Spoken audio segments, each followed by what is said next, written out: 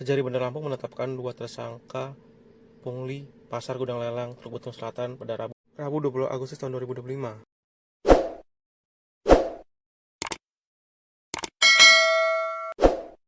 Keduanya Iqbal Yadi dan M. Irsan. Rekan media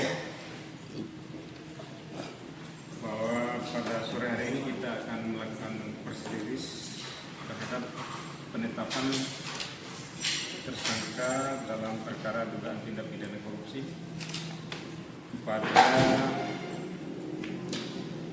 pungutan retribusi Pasar Gudang Lelang Teluk Betung Bandar Lampung tahun 2011 sampai dengan 2021. Penyidik telah menemukan 2 alat bukti dari perkara termasuk sehingga statusnya ditingkatkan ke tahap